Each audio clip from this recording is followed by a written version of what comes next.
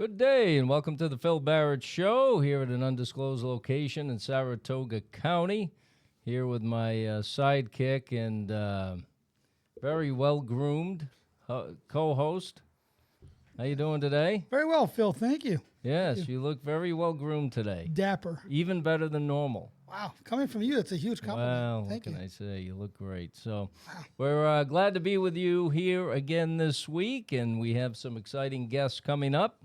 But first want to do what I usually do, start the show with a couple of updates. We had talked recently about the Clifton Parktown Board was considering a moratorium on commercial cannabis operations, and this, again, isn't somebody with a few plants in their backyard. It's a major commercial operation with acres and acres of cannabis growing and buildings, equipment, and everything else, something that you probably wouldn't want next to you in a residential neighborhood, and that's part of our concern. That's the main concern, really.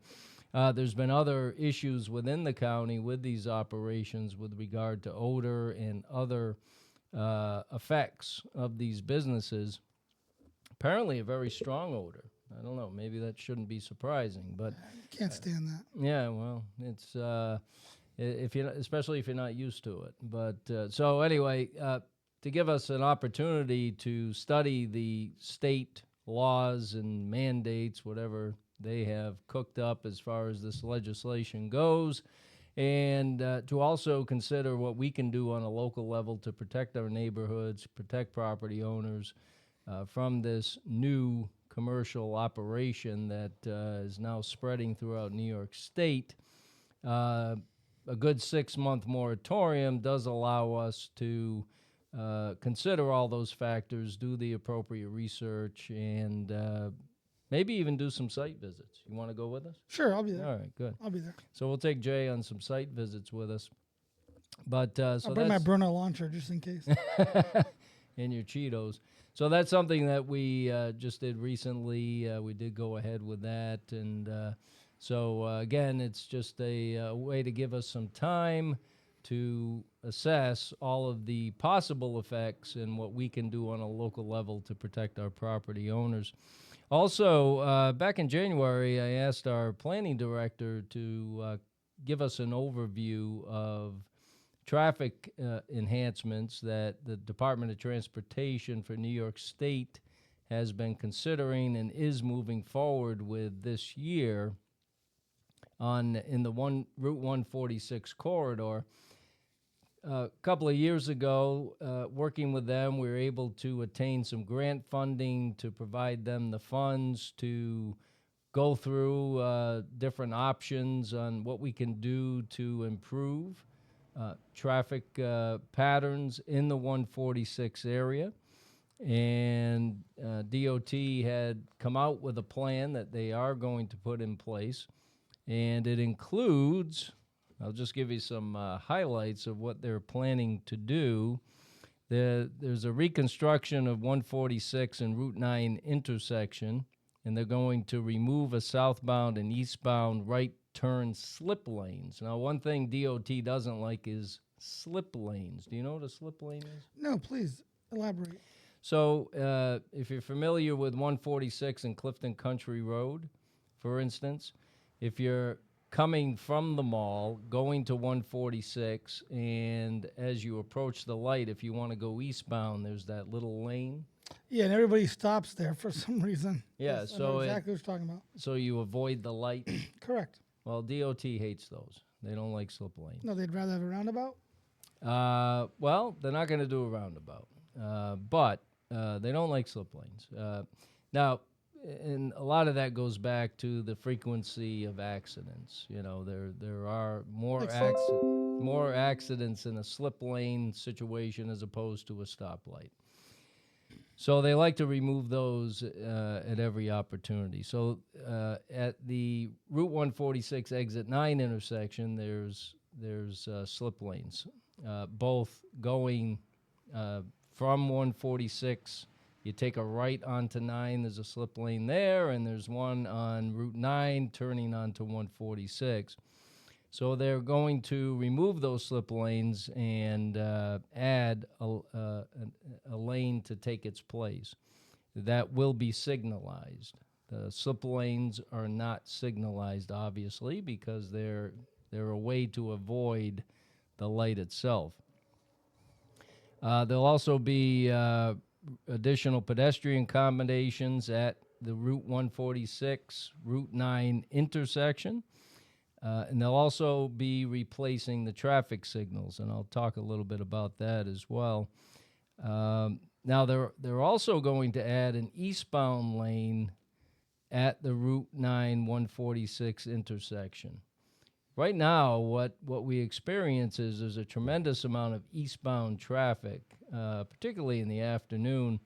And what happens is if you take that route, if you take Route 146 and you're passing Fire Road, and you're heading towards the 146 Route 9 intersection, you'll notice that there's stacking, a lot of stacking in that far right-hand lane.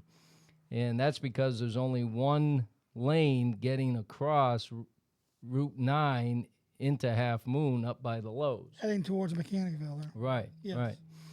So they're going to add a lane there, which should help that stacking. So instead of being confined to a limited number of options as you're approaching the Route 9 146 intersection, you'll now have one other option, and you'll be able to go eastbound through that intersection in a couple of different lanes, and that should alleviate a lot of that stacking that occurs in the right-hand lane. Because many times there's stacking in that far right-hand lane. In the left lane, there's hardly anybody in it. So this will help traffic flow as far as that's concerned. They'll be doing pavement resurfacing from, I believe, the Lowe's area in Half Moon west to Maxwell Drive in Clifton Park. Is that all to coincide with that new development going on in that corner? No, it's just this is to generally address Traffic. improvement of traffic, yeah. Okay. And there'll also be, now, Fire Road, you know where Fire Road is as Yeah. you're turning on to 146. What they're going to do there is they're going to do 2 right turn only lanes. Right now, there's one lane getting in, one lane getting out of Fire Road. So they're going to have two lanes as you approach Fire Road and 146, but they'll be right turn only. They're going to also eliminate the slip lane, as I mentioned, at 146 and Clifton Country Road, and they'll add a lane that will be signalized. So we're not losing lanes, but they'll all be signalized, and their determination is, DOT's determination is that will make for a safer intersection. Now, along with the traffic light improvements, see, right now we still have all of those old traffic lights. And what they're moving to is an adaptive traffic management, traffic pattern improvements. And these new lights are very effective. Right now, the timing of the lights is triggered by a loop in the pavement. Okay? So that loop can get damaged, deteriorates over time, and then to fix it, they've got to dig into the pavement, excavate, fix it, which obviously also causes delays with that construction. With these new lights, they're called intelligent systems. Pretty good title, huh? These new lights are able to monitor traffic patterns, and everything is in the light itself. Is probably the best way to explain it. So there's no longer the loop system, and it can also adjust timing based on what the light is reading. So just the improvement of the lights alone, I think, will be a very good improvement to what we have now. These very old lights that are decades old, I'd love to have DOT replace them all the way up and down 146, and hopefully we get to that point in the future, but not happening yet. So between all of those improvements, we believe it'll be a better situation. This is something DOT is constructing this year. My first question was, is this going to be night work? And it is, thank God. I can't imagine them doing construction during the day in the 146 corridor. So it will be night work. It will be initiated and completed this year. I don't have the exact dates yet, but it'll be into the spring-summer time frame when it starts, and it'll end probably in the fall. But again, we don't have that complete information yet as far as the exact dates. So that's coming up as well, and I don't know if that, like I said, we had a presentation at a January town board meeting. I don't know if that's had any press or been publicized at all other than the town, but I just want to let people know that that's coming down the pike. There's no monies from the town that are included in this. Route 146 and Route 9 are state roads. So the towns of Half Moon and Clifton Park will not be responsible for any of the cost. It's strictly monies from New York State DOT. So I think overall it's a good plan and it will help. It's definitely short of what I wanted. I would much prefer a larger plan with more improvements. But at this point, I think any ground that we can gain in improving that area is very important. So I'm not about to stomp my feet and step in the way. We'll see what the results are coming from what they're going to do, and we'll go from there. But anyway, I wanted to let people know that that was coming down because I don't think a lot of people do know about that. So that's it for our updates. We have a great guest today, and I really appreciate him taking time out of his busy schedule to be here. His schedule has become even busier in the last couple of years, and that's Commissioner of the Saratoga County Department of Health, Dr. Dan Kuhles. How are you, sir? Dan Kuhles. Thank you for having me here today. Good to see you. Doctor's in the house. That's right. That's right. So, Doc Kuhles, tell us a little bit about yourself and your professional background. Yeah, sure. So I am a physician epidemiologist. I've been practicing 25 years, different levels of government, primarily in New York State. I'm from upstate New York. I went to college and medical school here and did my residency training and relocated to Long Island. Yeah. And worked at the Nassau County Health Department for over a decade, a variety of different roles and responsibilities, and got a call one day from colleagues at the State Health Department asking me to come up and lead their communicable disease control program, and it sounded like a great challenge.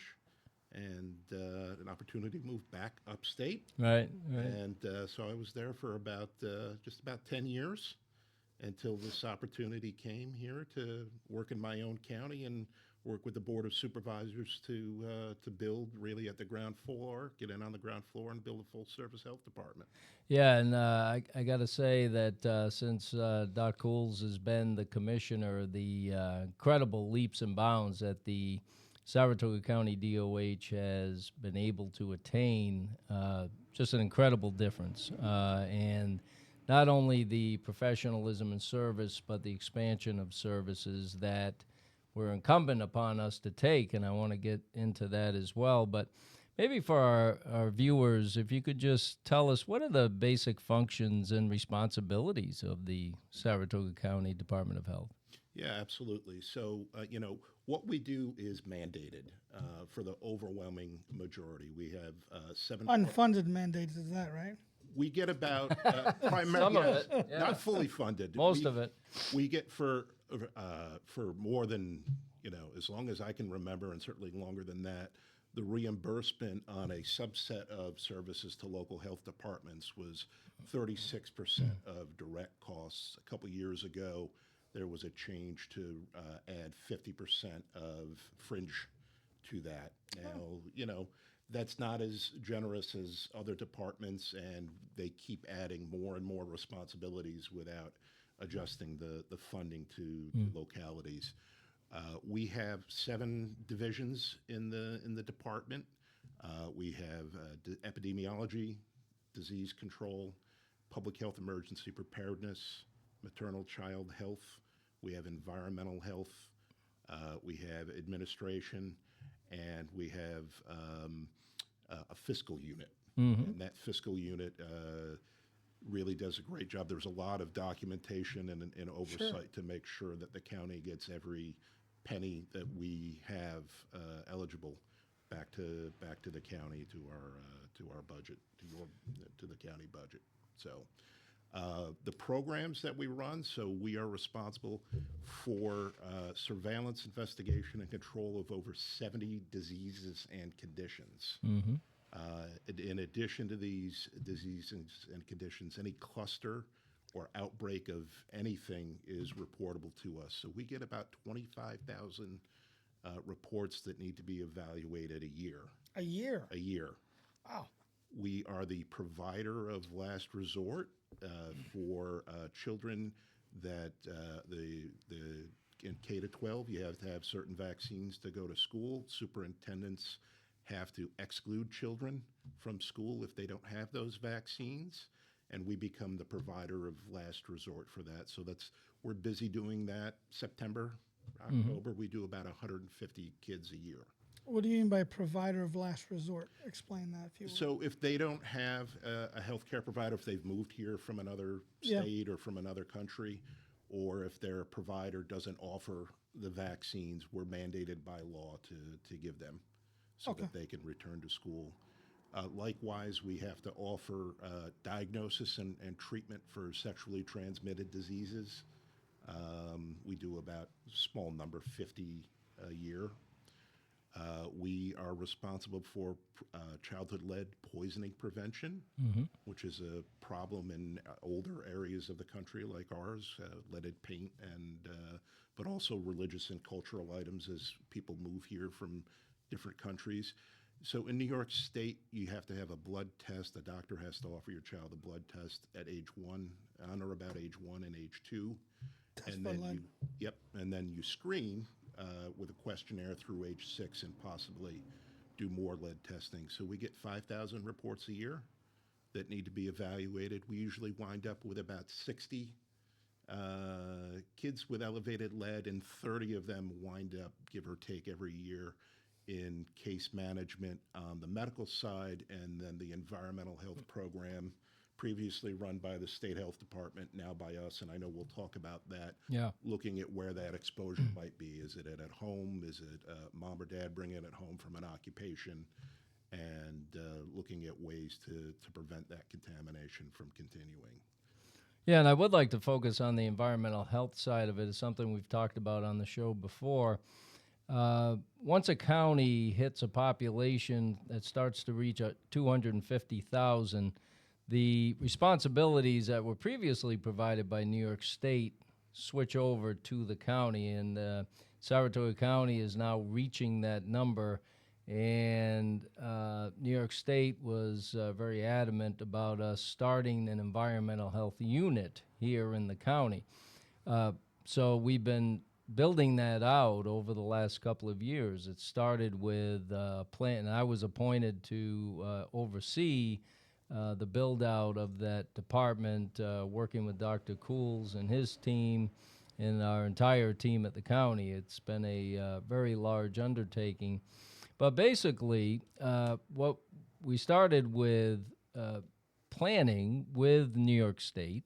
We talked about how things were going to play out, what the timeline might be, and how we would go about building out the environmental health unit. inspections for pools and camps and restaurant inspections and all of those things. There's many elements to it, but those are some of the more higher profile ones that the state previously did that now the county has taken over. And as part of that environmental health unit build out, we expected to hire at least 20 people, up to 24. And these are folks from all different positions, from sanitarians who actually do the inspections to engineers, and more, and basically give us an idea of how that build out has gone, and what are the types of responsibilities other than what I just mentioned that the county has taken over. Yeah, certainly. So, we are nearing the end of this process, Right. year process, about 3 years. We've taken full responsibility for 18 of the programs. There's 4 left that we will transfer on or about April 1st. And those range from, they start with enforcement of the Clean Indoor Air Act, so smoking, tobacco sales, vapor product sales, whether it be to minors or flavored vapes. Okay. You've got, you mentioned swimming pools. Yep. We look at Legionella in cooling towers. We've got bathing beaches, aquatic spray parks, Yeah. right? Yeah. Camps, children's, so campgrounds, children's camps, motels and hotels Yeah. are part of that. Migrant farm worker housing. Here in Saratoga, that really winds up being related to the horses. Sure. And the, For the and most part, season, yeah. For the most part.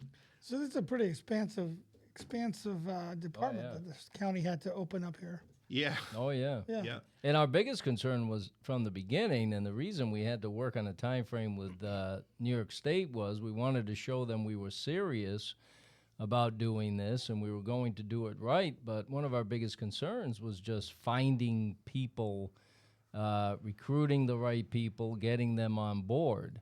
You got to realize we started this coming out of COVID, which was another challenge. But just the ability to find people, a lot of these jobs are very specialized, and that was one of our big concerns. So we, as we came up with a timeline as to when we would take over these multiple responsibilities, I think the one we had the most concern about was restaurant inspections, just due to the sheer size and number of food service establishments in the county. Yeah, so we have in that category that we have around 800 that'll qualify. That'll include restaurants, that'll include mobile food trucks, temporary food. So these are people that may come to an event or two, I don't know, a regular pattern, really, and even vending machines. Yeah. So it's Vending machines are regulated? vending machines are regulated, believe it or not. Really? Yeah. So some of them have, many of them are prepackaged, chips or what have you, but some of them have ice cream. Sure. In those, Sandwiches.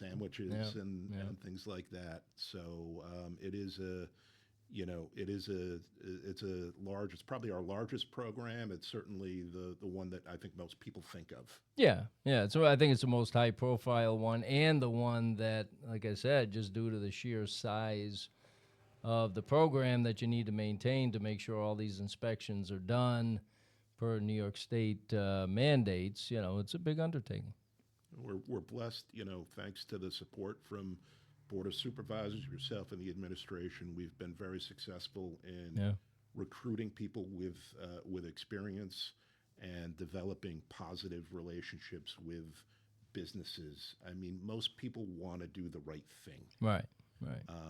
And education works, and so it's been, I think, very successful so far. Well, it's nice when you can create a department that's not adversarial to Yes. the business Right. community that actually wants to work hand in glove, it makes it for the best outcome all the way around. It does. And especially the people that use the services and the people you're trying to protect. absolutely. And a lot of times it's really corrective action. Yeah. If there's an issue found, it's, look, this isn't the way it's supposed to be. This is the way you're supposed to do it. And trying to guide them in that way as opposed to seeing one small problem and shutting the place down, right? Is that? Absolutely. Yeah. And that's what we strive for. And we also try, when the inspectors go out, business operators will, it's important to explain why, Right. just to say you must. Right. And we get feedback. The feedback that we get can help make regulations better, right? Or, there may be regulations that are contradictory or unclear, and we can help feed that back into the system because when there's clarity and there's trust, it's better for the public health. And so if I'm somebody who has a food establishment, or maybe I'm just somebody that needs a temporary permit for events that I sell things at a couple of times a year, what do they see as being different now? They would previously go to New York State for those permits. Now they're coming to Saratoga County. So generally, what are they seeing as a difference? Is there any, there's no additional steps that they have to take, but what is different for them? The biggest difference. And what should they keep in mind in case there's somebody out there listening that didn't know about this and says, "Oh, geez, I thought I had to go to the state. Now I have to go to the county. What do I do? What does that mean? Where do I go?" So that's I think one of the greatest things that you've done to the greatest extent that you can, working with the Board of Supervisors, is just kind of taking away the concern or the any confusion that might come about because now they're dealing with a whole different entity. So the biggest change, as you mentioned, was really that the permit has to come from Saratoga County, not from the state or from a neighboring county. But what they'll find in practice is one of the things, because we did not have this kind of legacy infrastructure, is our permitting process is online, right? And so we know people that are trying to open a restaurant or a business. It's labor intensive, it's resource intensive, it's a fiscal investment. Right. And this process, instead of using paper with the state and putting it through the mail and all that, everything is music to my ears. And you pay, and if you choose to, you can pay online, right? So that greatly compresses the time from application to approval. It helps us on our end. We don't need as many staff. Right. So our Sure. budget is less. And when we know this is the first time in 35 years that a county in New York has done this, I'll be shocked if there's another one. People are leaving New York State. Yeah, right. They're not coming to New York State, right? Unless you come for the benefits. Right. Yeah. And so, we know things that get, people didn't know. If you change your phone number or your address for your business or, your email address, the last thing you're thinking of is notifying the state. Yeah. And so things are going to fall through the cracks. And we have given people the technology to be cost effective. So they have iPads that they can go out with. If they find somebody at an event, bing, bam, boom, they can just issue it right there. And that way that person can stay in business. Compliance. Yeah. Well, it's the thing. Most of the time, it's not a matter of not wanting to do it. It's just not knowing. Yeah. Exactly. Yeah, Correct. I remember Wanna when do the right thing. the State Department, the Labor Department came at one of my businesses, and I had no idea my son couldn't be at my business. There's no book that says you can't have your kids at your work. So it was, luckily it wasn't too bad, but they did issue me a fine though. So, Really? oh yeah. Oh, jeez. So, but it's one of those things where you just don't know. There's so many rules, so many regulations, and it's nice to hear that the Saratoga County is trying to be proactive in their ability to teach as well as make the adjustments on the fly so the business can keep doing what it does best, make money, Yeah. be in business. I personally, and the philosophy here is, right, there's no value, in my opinion, of fining somebody for having the thing on the wrong shelf they didn't know They're not doing it on purpose, and there's no pattern of doing it. It's just they didn't know. It's a little bit of education. We're not trying to generate revenue and be this heavy hand, because when there's trust and partnership between the community and the business and the health department, you might be able to help. There might be a childhood obesity, there might be some event or some way I love that you. we need your help. Yeah. And It's great. that well isn't poisoned, right? Right. You're not purposely trying to harm your customers. Yeah. Yeah. Yeah. So And I think that focus on service, oversight, that's helpful as opposed to clearly being there to punish, is good for everybody, and also just making the whole system more efficient. Yeah. Being able to do things online if you choose, which most people would choose nowadays. Being able to pay online, having people in the field, like you said, with the technology and the iPads that they can respond or take information, change information, and provide permits on site, that kind of thing. Incredibly important because, especially when it comes to restaurants and food service, very tough business. it is. Very tough business. Small profit margins and long hours. Oh, yeah. Absolutely. No, it's a very tough business. So anything we can do as a county to help the restaurants and the food service establishments and all the organizations that run pools and camps and everything else, if we can help them be successful and partner, as Doc Kuhles just said, instead of just being there to write fines and be a heavy hand, I don't think that works for anybody. And as far as having the credibility, I think that does build credibility. And I think we learned during COVID that our public health agencies and credibility are extremely important. We'll leave that to another show, but having credibility as a governmental operation to the best extent we can. There's a lot of things people aren't happy with, but we certainly want to partner and be helpful as much as possible. So I like the fact that it's much more efficient system, much easier for businesses to use, and the customer service Absolutely. is key. Absolutely. And I tell a small story if I can. Yes, add here. please. You used to be able to call a business or a government, and you would get you were lucky if you would get a human, and then you'd had to do online chat with somebody.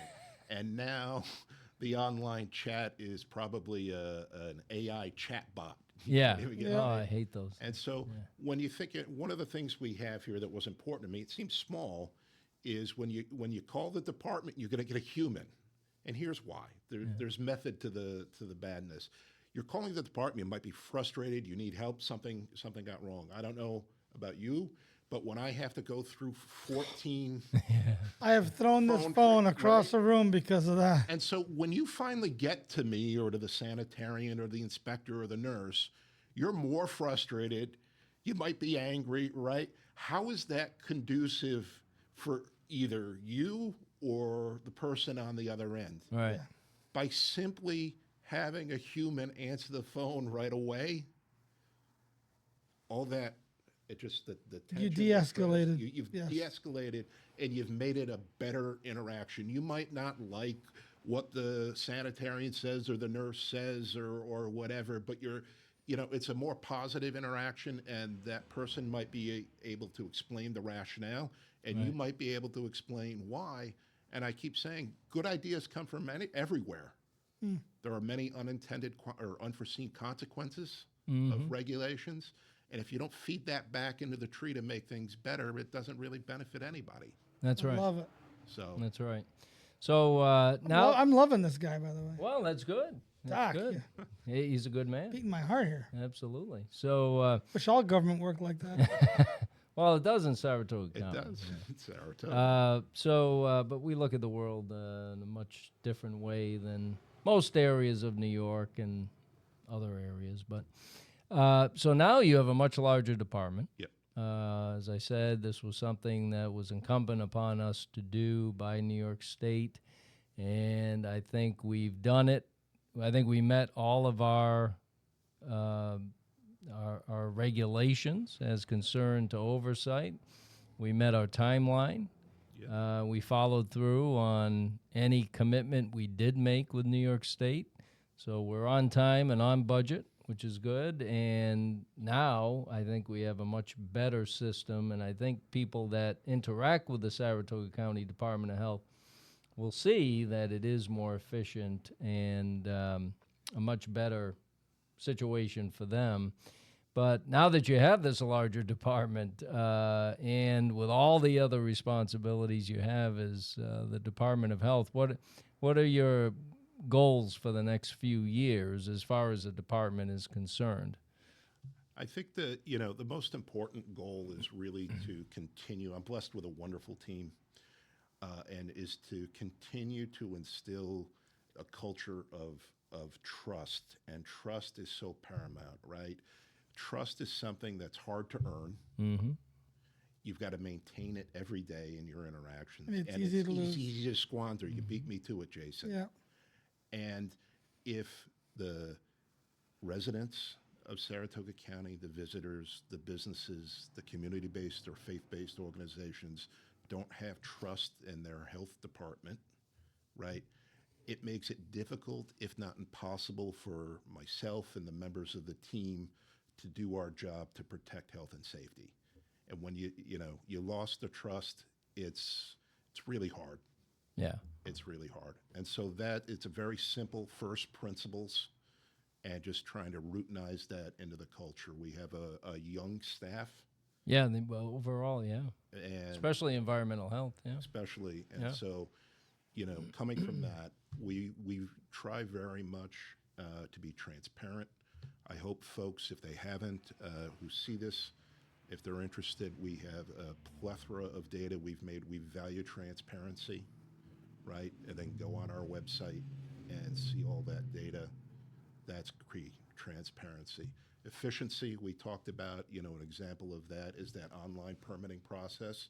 Yep. I live here too. I want cost-effective services as a resident. And then customer service, right? And again, I explained kind of that rationale. When you have better relationships with businesses, communities, residents, what have you, it's better overall. Yeah, and when there is a major issue generally with our society as it relates to health, such as the COVID pandemic, that credibility is something, because then everybody's looking to governmental agencies for guidance and assistance. And I think we learned through the COVID pandemic that a lot of people did lose trust in federal and the state as far as their credibility with their guidance and assistance or lack thereof, or certain mandates that occurred that were very harmful to a lot of people. And hopefully we've learned some lessons from that, because my concern is if something like that were to happen again, are people going to trust those same voices? And that's why credibility is so important. I think you hit the nail on the head here, and it's going to be a long road back. I think, especially at the local level, again, just like a business, most people want to do the right thing. And, I think the critical lesson from COVID is trust, but there are others. Humility, right, is paramount. You need to recognize that there are going to be unanticipated or unforeseen consequences of your actions, and you make the best choice you can with the data that's available at the time. But you have to, when the situation changes, you've got to acknowledge that your decision may have been a mistake. And be nimble enough to change. And so if you can admit that transparently and honestly, people will say, well, okay, right, he's honest, that's transparent, and you move on. You got to have that humility. As a manager, I value, and this is something that I try to talk to the younger staff about in the department, I can't tell you how important it is to have somebody with a different viewpoint at the table when I'm discussing That's why I'm things. here. because it's going to help me make a better. You might see something that I don't see, or you're going to put weight on something that, that's different for me, that maybe more residents, it's going to help me make a better decision or to avoid mistakes. Right. And but the fact that you can critical. acknowledge that, you're a step ahead of most people because you already know this stuff. It's great. Early on, I was lucky enough when I was in Nassau You had a good County. mentor. I had great people. I was young, and I had a lot of responsibility relative to my age, and I made mistakes. And those folks that were there a long time, gave me good counsel. And I you hope learned they saw from good, that. and I learned from that. And I'm trying to pay that back now with the younger staff, and they taught me those things.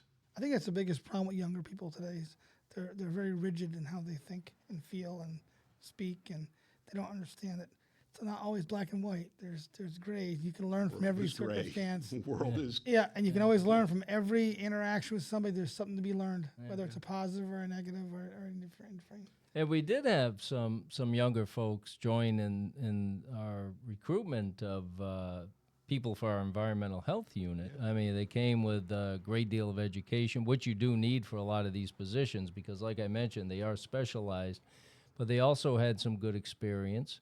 And but when they're younger, they do look at the world a different way. And I think that's what you're saying is having that perspective, I think, is always helpful to those of us that have been around a while. Yeah. Yep. So, but, and one of my selling points to younger people who were at least interviewing and interested in the position was, we're building out this rather large department or segment of the Department of Health. You'd be getting in on the ground floor.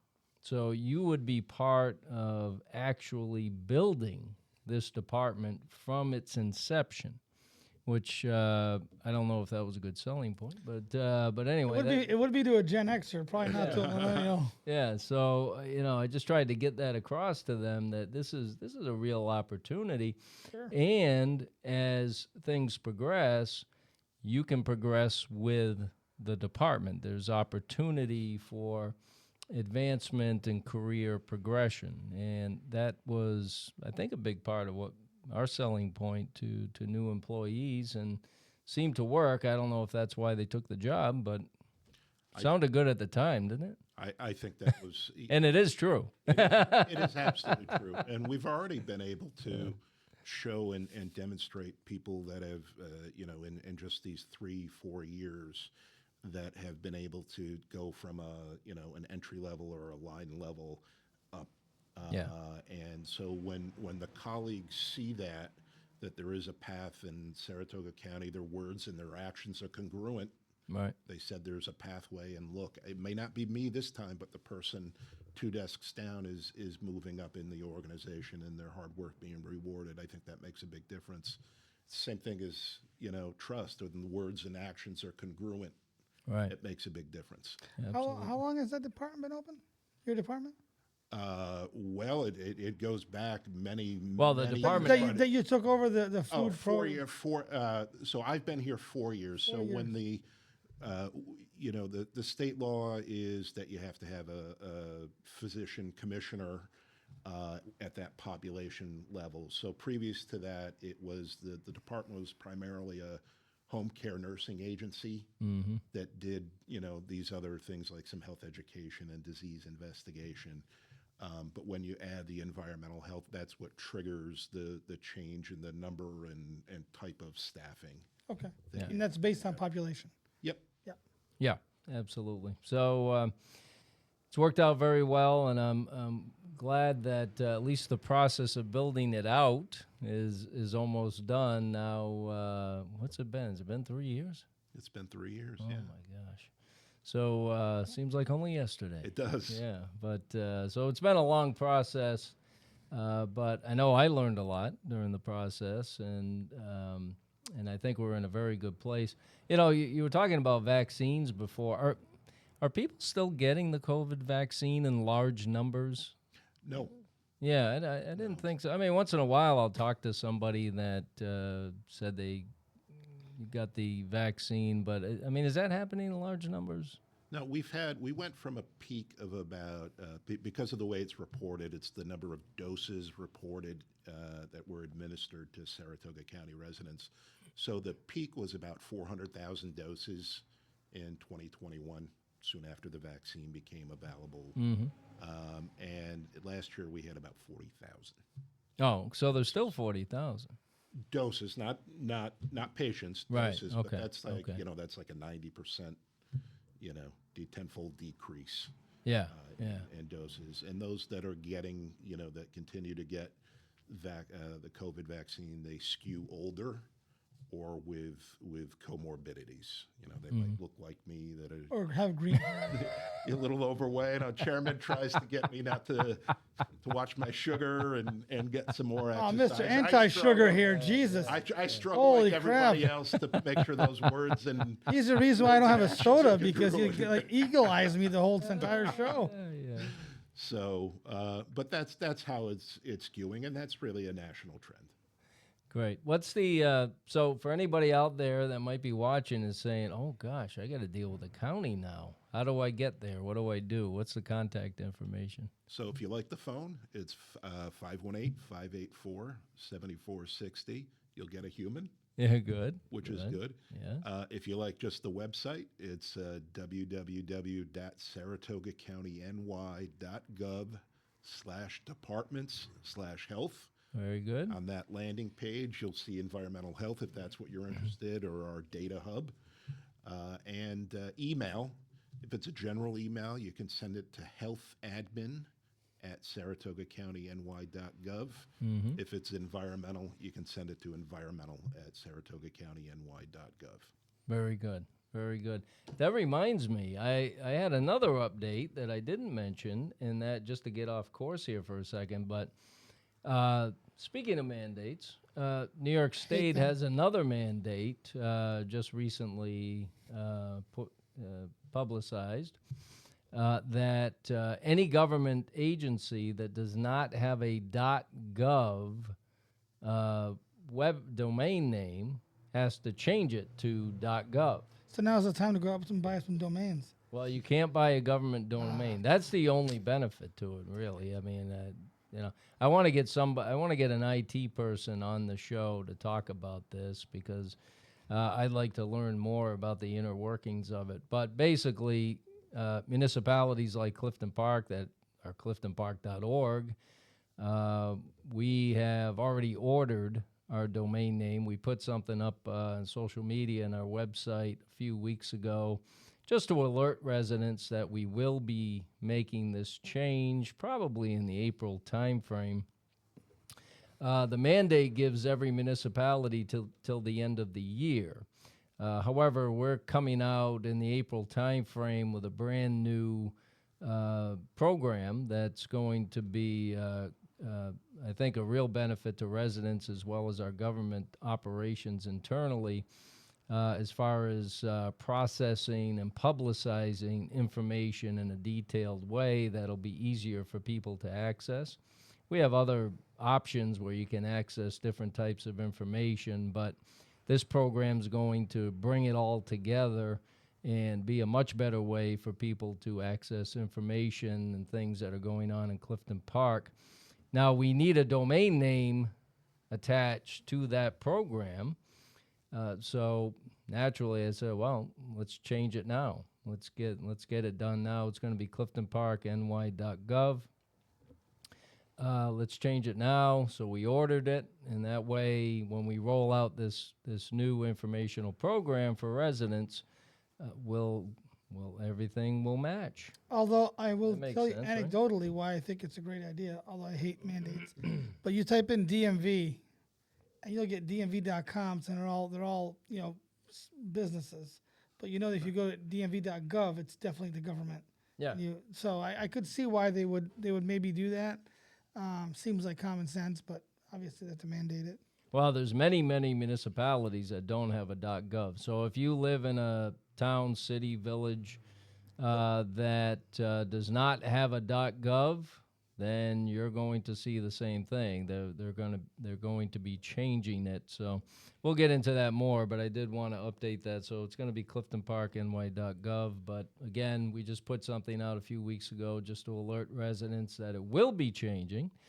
We'll keep the .org address. I don't want somebody buying that address and then setting up a shadow domain or shadow Clifton page. Park government. Yeah, exactly. Pay your taxes at Since we've had cliftonpark.org since we initialized a website very early in my tenure as town supervisor, excuse me, we initialized the initial website, cliftonpark.org, when I was in office, a brand new supervisor as a young man. in the early 90s. Had my whole life ahead of me. Early 90s. No, not that far back. Early 2000s. I think we did it in 2000. So that was my first year. But yeah, so we've been cliftonpark.org for forever.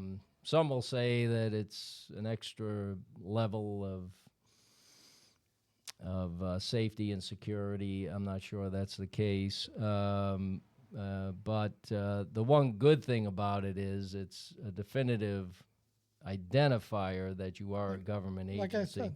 Whether that really matters too much, I'm not sure. But because people will find you if you're the town of Clifton Park or any other governmental agencies, even Jay will be able to find it. Yeah, but see, if you don't have .gov, then you could get somebody who thinks you're dealing with the town, and you're not dealing with the town.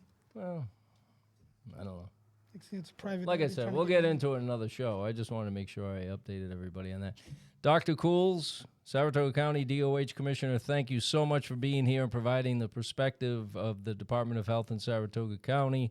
And I can't thank you enough for all the work that you've done, in addition to everything you were responsible for when you started the job. This environmental health build-out has been a huge undertaking. It's gone very smoothly. But it is a change for folks who deal with permits and other items with a health agency. So I think it's important to hopefully erase some confusion for those people. Now they know where to go if they need permits and other things. So thank you so much for being here. Thank you, and on behalf of the department and its staff, for the support that you've given public health and the full board of supervisors and the administration as well. It's really a team effort.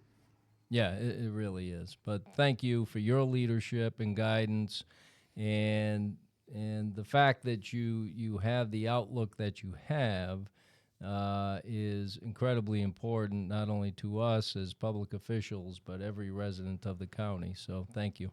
Thank you. Now, we have another guest coming in, and I think we're going to just make a quick switcheroo here. This is the first time we've had two guests. Back to back, no But I less. was contacted by, let me go out and get them. So you're going to leave Jay, me all, can you, you're gonna leave me all can you alone tap here? dance or Oh, anything? boy. He's going to trust me on his show Go here. ahead, just talk about something. God knows what. So we have a special guest coming in to talk about their passion here. Phil's going to go get them. Pretty exciting. We were trying to debate if we were going to do this on the fly or cut out and do a different show, but we figured, you're a good cast. We're a good cast, and we have an audience that's fully understandable about what we do here, so we figured we'd do it all at once. Phil is greeting our guests, and we'll get them in here and see how he does. Look at this dapper fella. Make the quick switcheroo. So, hey, here. there's Pete. Right here, sir. Pete Bardunes. The chair, If you want to grab a couple of chairs out there, you can grab some chairs. All right. See, we've never done this. We've never had two guests on the show at the same time. It's crazy. So this little switcheroo thing, well, I think that was pretty smooth. wasn't it? Mixing things up here. Yeah, I think that was pretty smooth. Wasn't too bad. Left me all alone up here. Christopher Spath from the town of Clifton Park. How you doing today, sir? Good. How are you doing today? Good. And you have Welcome here. This is Jay. Nice to meet you, Jay. Hello, mister. He's difficult to deal with, but Yeah. Just I'm the easy one. do trust it. me. Do the best you can. Okay. But you tell us a little bit about yourself. I know you go to Shen. Yeah, I go to Shenandoah. Bring the mic a little. Oh closer yeah, so bring it a you little get- closer to you. There we go. Yeah, there we go. Yeah, there you go. Better? Better. There we go. Yeah, I'm Christopher Spath. I'm a junior at Shenandoah High School, and I am a student visionary for the Leukemia Lymphoma Society. Oh, very good. Very Nice. good. So tell us a little bit about your initiative. You have a very wide-ranging community initiative where you're attempting to raise money, correct? And, Yes. and I know it's a battle for you personally, based on your experience with your family members and something that's very meaningful to you. So, and I know we have. I wanted to get them in because we only have a short time frame before that effort ends. So, if we can help you with your fundraising, we want to do that. So, tell us a little bit about what you're trying to do. Yeah, I'm trying to I'm trying to raise money for cancer research. All of the money from my campaign will go to the Leukemia Lymphona Society, and they will use it for research, for a cure for cancer. They will use it for patient support to help them, and they will use it for advocacy to help laws get passed to protect the patients. I'm also here, though, to spread awareness about cancer in general, because my dad was diagnosed when he was only 26. Oh wow! Yeah, so it could happen at any age. Just trying to tell people, be vigilant, get checked for cancer. If you have any suspicion, even if you don't, just get checked. You might be surprised. Well, you never know, right? We never know what's happening within us. Yeah. Yeah. So tell us why this is so meaningful to you. I know you just mentioned your dad, but why is this important for you to embark upon this effort? Yeah, I was nominated by my aunt, Ashley Clausen. She is a leukemia. It was either leukemia or lymphoma. I think it was lymphoma. Yeah. What happened was she and her twin. It was her twin that she got diagnosed with thyroid cancer. And then she told her, "Hey, you should probably also get checked as well." She also had thyroid cancer. So when she got that done, and then later she found out that she had lymphoma. So that's just a small bit. We've had 8 different types of cancer in total in my family. Wow. And we've had 5 members of my family have had cancer. Wow. So obviously that makes it very Very impactful. personal to you. Yeah. Yeah. Yes. Yeah. So tell us about the actual campaign that you're embarking upon. You're getting a lot of notoriety. People are really pushing it out there, trying to spread the word about what you're looking to do. So tell us about the campaign itself. I'm sure there's people out there that would love to participate. Yeah. We are coming up on the end of my campaign. Right now, we have 8 days left, I think. The campaign ends March 6th. But we do have 2 more events before then. We have a pool tournament event up at Fort Edward, where we'll be hosting 50-50s, raffles for items, and we also have a glow night for parents and for children to attend and just have fun. And where's the glow night going to be? I think it's at Eagle Crest. Oh, okay. Eagle Crest? Oh, great. Do you have a date on that? That would be March 1st. March 1st. I'm just going to write this down, too. Eagle Crest, March 1st, glow night. Is there a time on that? 5 o'clock? Great. So, anybody can go? Yes. Right. We have, it's mainly for children and their parents, but yes. Okay, great. So, Eagle Crest Golf Course, right off 146A in the beautiful town of Clifton Park on March 1st, glow night, 5 o'clock. Yes. All right, great. Sounds like fun. Yep. Parents' night out? Yeah. Oh, great. Oh, nice. Oh, that's a great idea. Yeah, a little parents' night out. Give parents a break. Now, Kids play. you mentioned something up in Fort Edward. Where is that going to be? I think it's at We're gonna put all this on the Yeah. show here. Yeah, That's why we want to know. yeah, Yeah, we'll I push think- it out. Right. It was at the Q and Brew. Q and Brew in Fort Edward. All right. Well, we'll get all the details. Yeah. Yeah. Yeah. So this is a pretty, pretty big endeavor for you. Yeah. What have you learned and taken away out of all this? What's your drive to keep going? It's definitely given me a lot more. I've just learned to be more motivated about things. I've also, since I have a team that I do this with, I could never do this alone. Yeah. Big lesson. Yeah, I have learned a bit to go ahead and build that team to motivate them to work as well. It's very helpful for me. Yeah. So lot of life lessons out leadership, of it, yeah. leadership, time management, Yep. making sure that you have a plan, executing that plan. Plan changes as you go, so you always have contingency plans, right? Dealing with adversity. Yeah. Exactly. Yeah. Yeah. So all very important lessons at a young age. So I give you a lot of credit for I that. like that tie, by the way. Thank you. Yeah. Really cool. I'm a tie guy, so I love ties. Not that I ever wear one. I was just gonna say I've never seen you wear it. just like ties. Well, now you know what to get them for Christmas. Yeah. Yeah. Tie.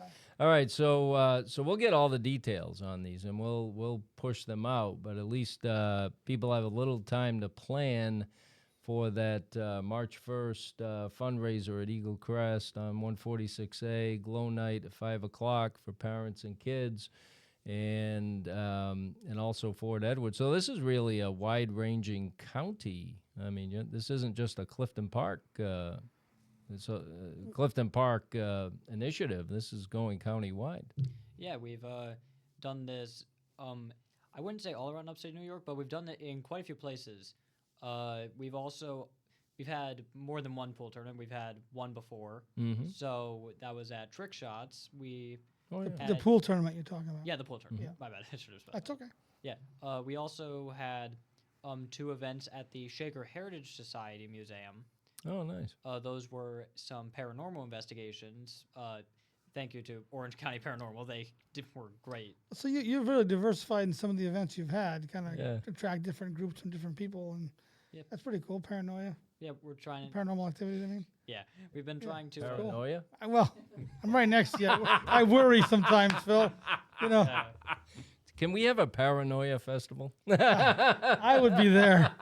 I'm a little paranoid myself. I meant paranormal, might- Phil. Thanks. That might be a Thanks, hell of a Phil. fundraiser. Paranoia Yep. festival. Yep. Jot that down. Very good. But yeah, we are just trying to. We're not only trying to go ahead and do campaign, like do the campaign, get events, raise money. We're trying to also just be fun and be different.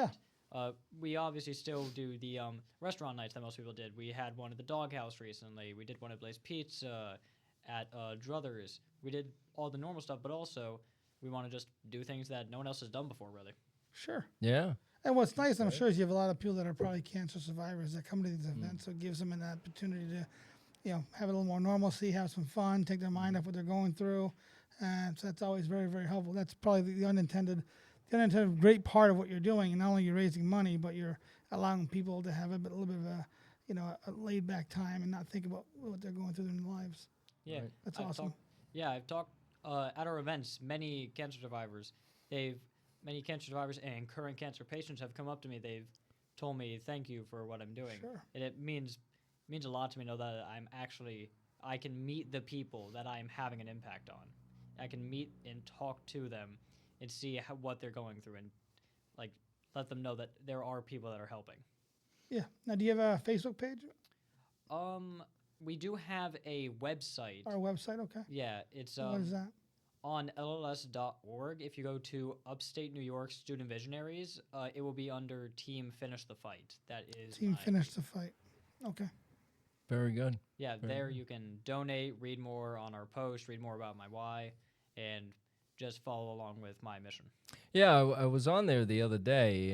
It's very well done. Thank you. Yeah, they're able to go. They have these student visionaries like Chris, and they have their own page, and it updates everybody as to what they're planning and what they're doing. And I thought that was pretty cool. Yep. Yeah. So, so this ends on March 6th. Yes. Then, do you have any plans to do any further efforts on this? You're probably just worried about this right now, but obviously this is something personal to you, and I'm sure you'll continue to do other things to support LLS and research and hopefully finding a cure. Yeah, I'm right. I don't think I'll be doing another Visionaries campaign because next year's my senior year. Right. I gotta focus a lot on schoolwork there. Yeah. But I am going to. I'm currently still trying to find another person that I can myself nominate to be a student visionary, Nice. and maybe have Mentor them or something.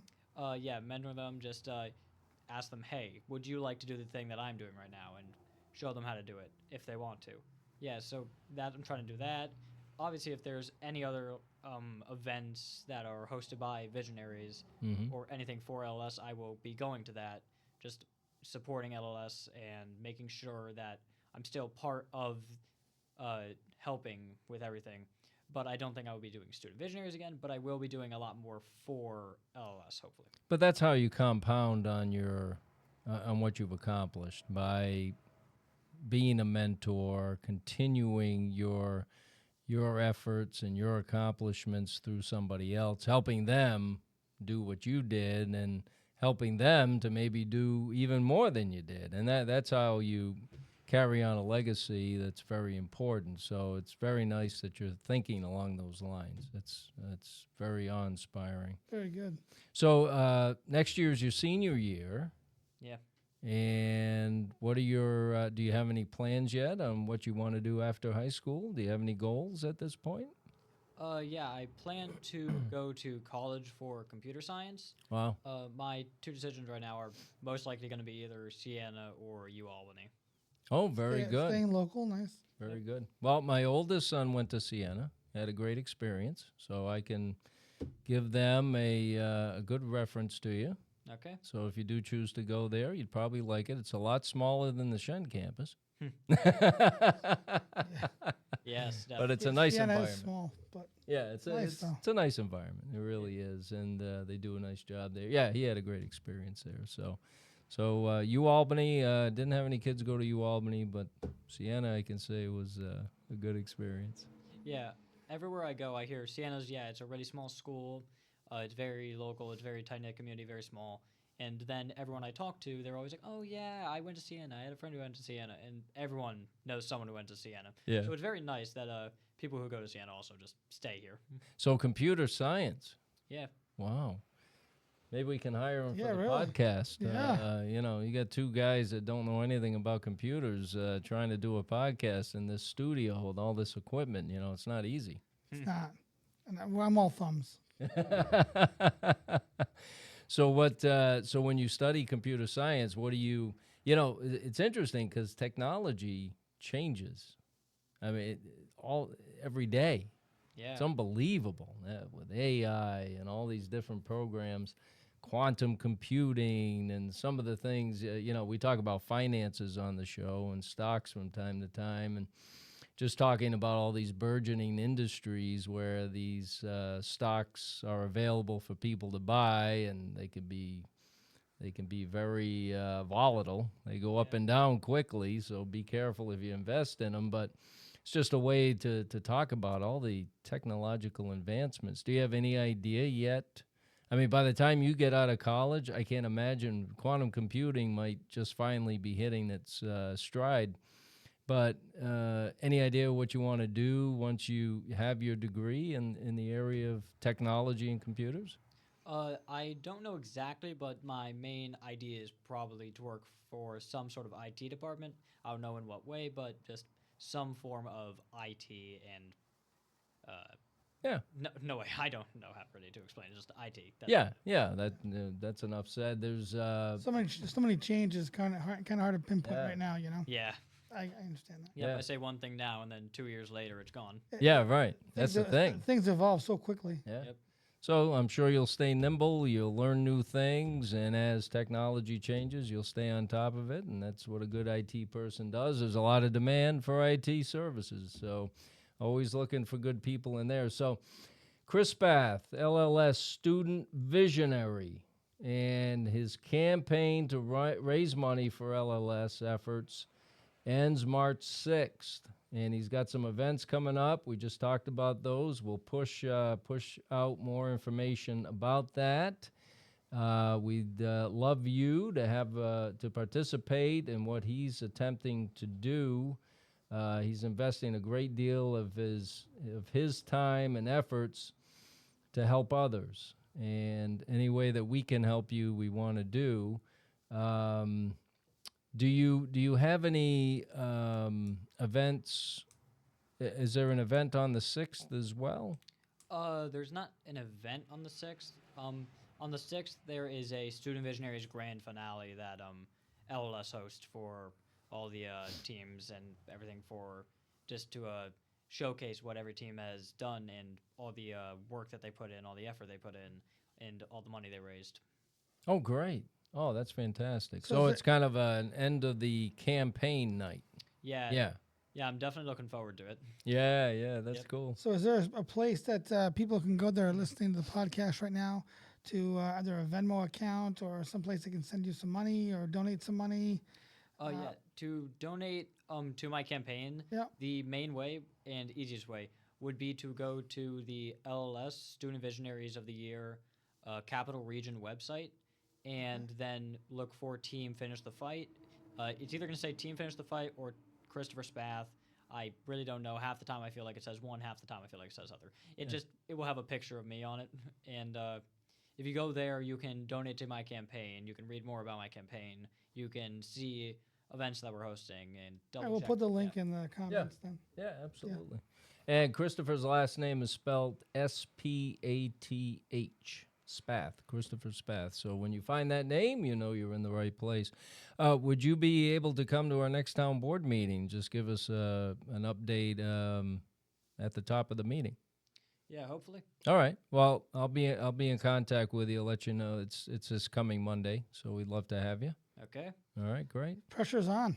Yeah. Pressure's on. Absolutely. So Phil putting you on the spot like that, I wouldn't take that. he can take it. He can take it. Look how well spoken he is. Yeah, I'm surprised. I'm impressed actually. Yeah, Thank he's a junior. How old are you? 16. 16. Quite the endeavor for such a young man. Yeah. Yep. I got my speech in my pocket right here that I use at all my events. Well, let's hear it. He's got undershirts let's- that are let's- 16 years old. Are you kidding me? Wow. Yeah, Really? every time. Jesus Christ. I think this is the only reason why he has me on his goddamn show. This is Hey. comic relief here. Comic relief. Watch your language. But yeah, no.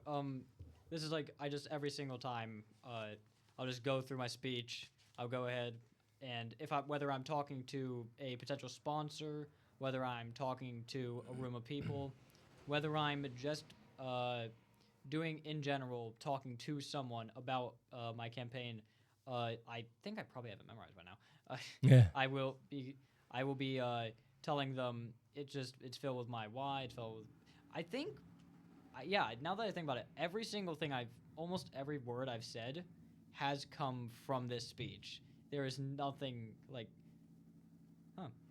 yeah, no, definitely. Yeah, right. That's probably Right. why I So remember take it. the opportunity here, look into the camera, and tell people your speech. Yeah. Right there. Stump speech. There's the camera. There it is. There it So is. go ahead. Tell them, pretend that they've never met you, and you are seeing them for the first time. Okay. 8, 5, 26, and 0. My father and his immediate family have had at least 8 different types of cancer. 5 members of that nuclear family have had cancer. My father was 26 when he was first diagnosed. Out of all those numbers, 0 is the most important one to me. That's how many more times I hope we have to deal with this horrible illness. I have young cousins, and I'm fighting for myself and for them, so that one day we won't have the specter of cancer looming over our lives as well. Too many members of my family have been knocked down by cancer but are still fighting. All of us, except for my grandfather, who succumbed to his 4th type of cancer in 2022. We fight for his family to have healthier futures. My name is Christopher Spath. I'm a junior at Shenandoah High School, and I accept the nomination by my aunt Ashley Clausen to be a student visionary for 2025. The goal for my campaign is to raise money for cancer research, to let people know that it can happen at any age, to be vigilant, and to know that the Leukemia Lymphoma Society have some amazing resources for those who are in their own battles against blood cancer. 50% of women and 33% of men can expect to get a cancer in their lifetime. 10% of these cancers are blood cancers. That means one person, approximately every 3 minutes, is diagnosed with a blood cancer. Enough is enough. My team name is Finish the Fight, and that is exactly what I am hoping to do.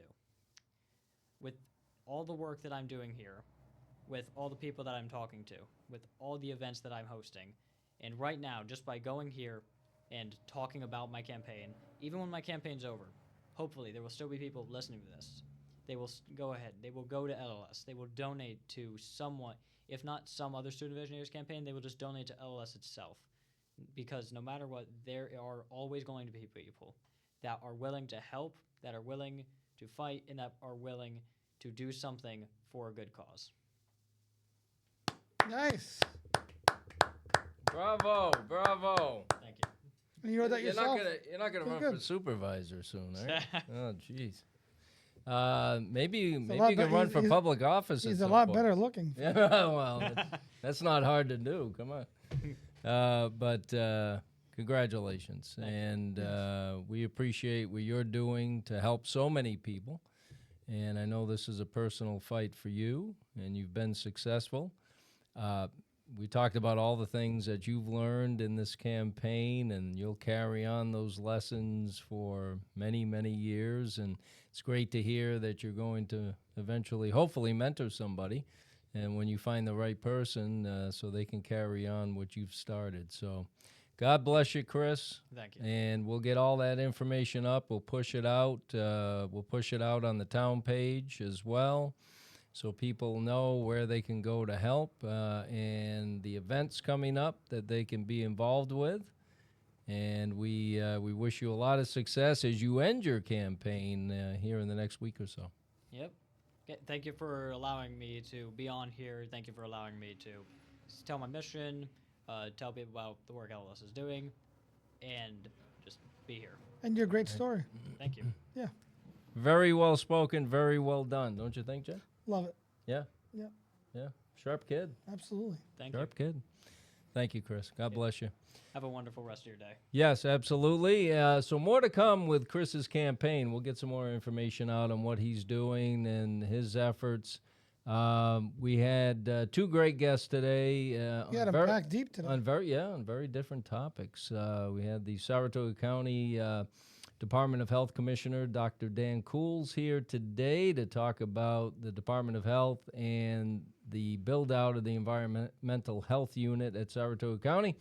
Christopher Spath, who's out there working hard to help people suffering from cancer, and hopefully will find a cure, and hopefully his efforts will prevent people from getting cancer, or making sure they get checked early and it's found early, so that way they can have a successful battle. So we need to support youngsters like Chris who are out there. We're always saying we want youngsters to be involved and do great things. Good example. But if we don't support them, what are we showing them? So let's support them in every which way we can in their chosen effort and initiative. So it's great to see initiative by a nice young man who's 16 years old. Pretty good. Yeah. Pretty good endeavor. Do you have any closing thoughts, my friend? No, I think you've covered everything. You've been very long-winded today. Well, I typically am long-winded. Yeah. It's But an absolute endearment. yeah. Well, I certainly took it that way. Certainly wouldn't take it personal, thank of God. course. So don't forget, subscribe, like TGM Studios. The Phil Barrett Show. You don't want to miss a Phil Barrett show. So if you subscribe, you'll know when they're coming up. And you don't want to miss it. You want to be a part of it. And if you're somebody who has a great message like Chris, who does want to be on the show and get down. more, let me know. I'm easy to find. over there at Not Clifton. as easy to get along with, though. Over there at cliftonpark.org. Right? Yeah. Well, when it's .gov, Soon to be I'll- .gov. yeah. So based on what you're saying, once it's .gov, I'll be easier to find. I don't agree. But anyway, thank you so much. Again, like and subscribe the show, TGM Studios. God bless you. We'll see you next week. Until Thank next you. time. God bless you.